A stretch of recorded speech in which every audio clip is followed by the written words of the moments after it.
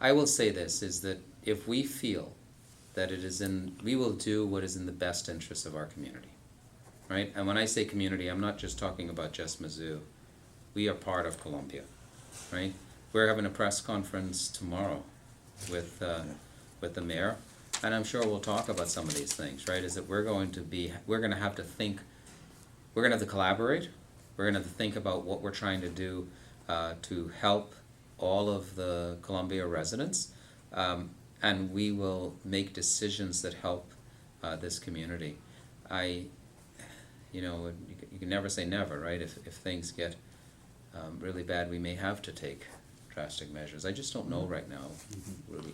I don't know if we're going to get there, that it's going to be that bad. We know that it's going to spread, right? I mean, it's going to be hard to prevent spread from around. You see it; it's going everywhere. We know it's going to continue to spread, and that's why we've been working so hard.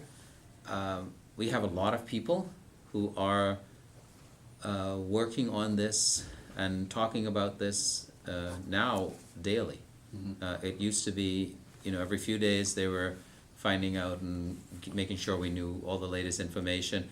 Now it's almost on a daily, it's probably beyond, it's hourly, right? I was going to say daily is probably an understatement, but it has changed. And so what's happening is we're being more prepared, and we have all these different things that are happening, the San Antonio cases, and we have to, each one of those we need to be looking at and deciding what's right for our students. And not everybody's going to agree with our decisions, but we're going to always try to do what's right. And the 23 students that are being brought back from Italy, will they be asked to isolate themselves? Will they be asked to take a test? What's up with them? We follow all of the guidelines from CDC and others. We do what, if the best practice at the time is that they need to be tested, they'll be tested, right?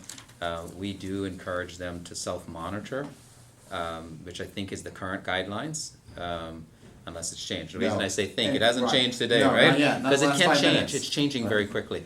For them, I think the one that's the recommendation right now is the self-monitoring, and then in some cases, if they think they were exposed based on where they're from, based on where they're from, that that they would be self-quarantined, right? That's the current guidance. That could change, and we would adjust based on that. And if the university, as the extreme measure, were forced to close classes during a semester, what would happen to the classes those students are taking? Would they be passed? Would they be given the grade they've received up to that point? Would you convert them to an online course? I'm going to be totally honest with you. Those are questions that are being asked right now. We're discussing those. That we started some of those discussions yesterday and today, and so we are trying to think through that, Rudy. It's a good exercise for us to think through that. I don't have an answer for exactly how we do it, because we could do a number of things we could do online, right? We could continue a lot of activities online. A lot of courses. And so we're looking at that also. So before I answer that, I want to know the assessment of how much could we actually do online.